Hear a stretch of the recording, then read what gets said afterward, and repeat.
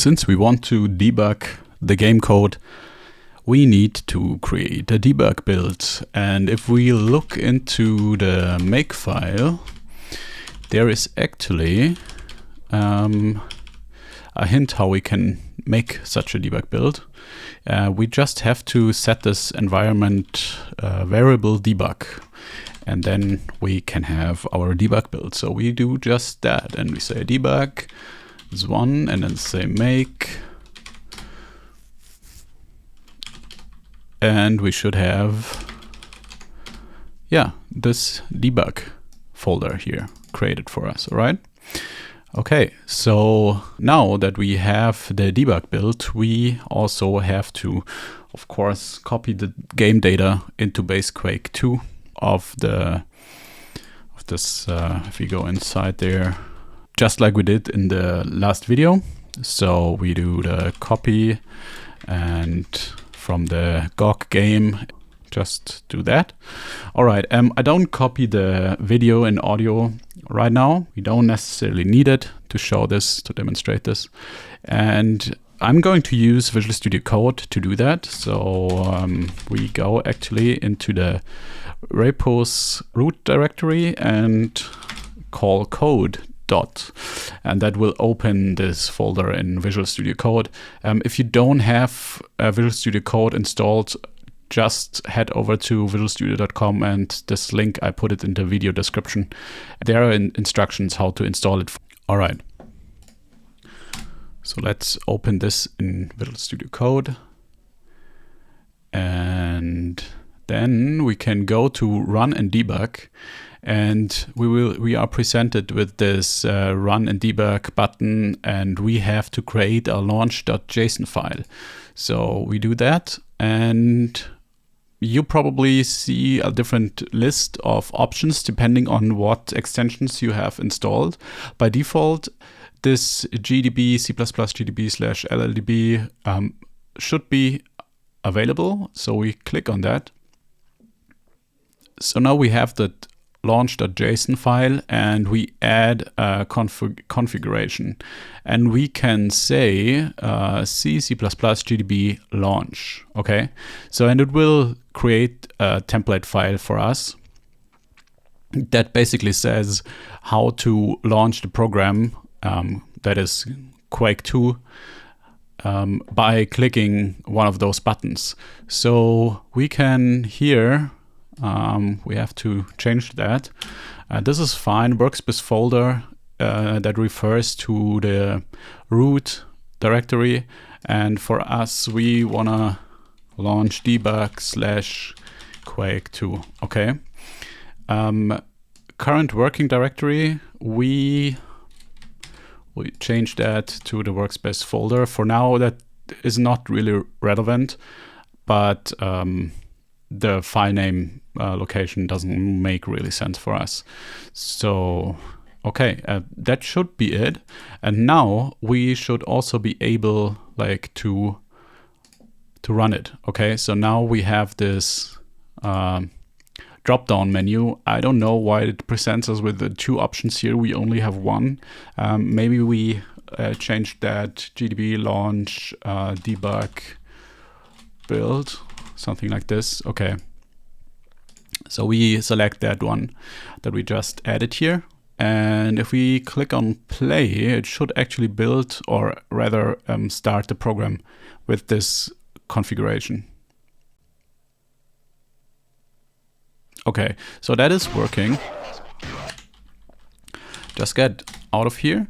So if we go into a C file that is client.c, okay, in the original source code, that's called p_client.c.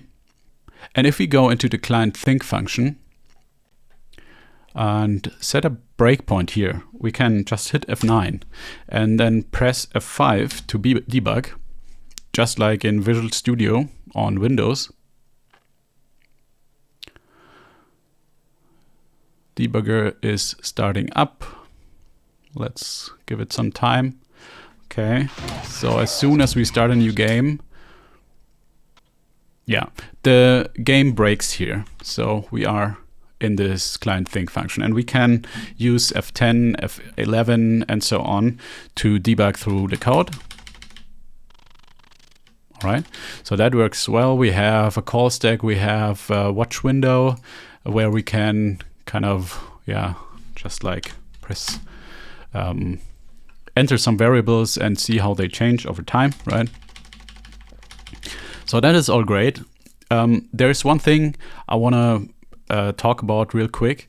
So if we just start the game from within the console, let's go to debug and just start Quake 2, right? Just run it. When I run the game, okay, so I just lost the focus on the window here because I alt-tapped to the console. The game is still running. That was not the default behavior for me. And the problem is, if we don't have that behavior, I'm going to show you what is happening. So let's hit F5 again so that we hit that breakpoint.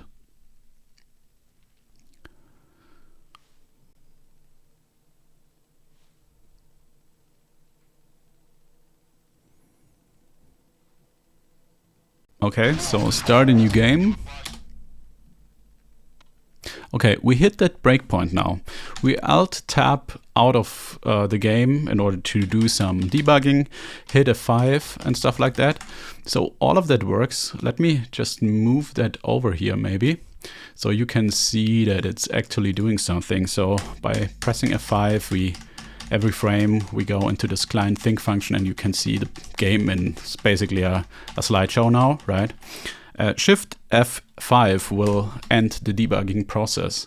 So by default, this is not the behavior of the Quake 2 client. So if we start again, there is an environment variable that you can set, and that is vid_pause on focus lost. And that is set to 1 here.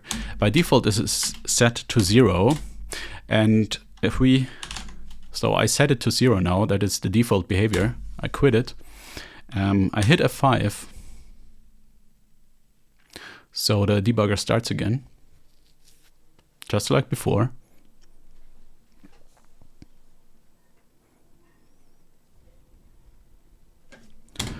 Make a new game. We hit that breakpoint. I alt-tab out of the window. Okay. I hit F5 again, and now the game switches to this paused state. And the problem is, now you see that this breakpoint is not hit because the game is stuck at another location of the program. Okay, it is somewhere in where the logic for the paused state is going. And well, I just stop it here. If we set this back, we said with pause on focus lost and set this on to 1, then we have the behavior that we saw in the beginning. So we can step through it without the game pausing. So you might be asking, why is like this says pause on focus lost is set to 1, and then we don't get the pause on focus lost? Why is it 1? Like 1 stands for true, in my opinion. I don't know. I think that's weird. Maybe it's a logic bug. I don't know. I asked one of the developers already why that is the case. Shouldn't this be reversed? Like in our case, with _pause on focus lost, setting it to 0, I would expect the game not to pause when the focus is lost on the window, right? So, but anyways, not a big deal. Just set it to 1 and you're good to go with your debugging experience. You might have noticed that the debugger takes its sweet time starting up, right? So in my case, what helped was not using GDB for debugging, but rather LLDB. And in order to use LLDB, you have to download an extension, and it's this one, the LLDB DAP, the DAP. And yeah, I already have it installed, obviously, and just use that one. And what that gives you, if you go back to the launch.json file, close that, and click on Add Configuration, you can find the LLDB launch template configuration. And here we just go and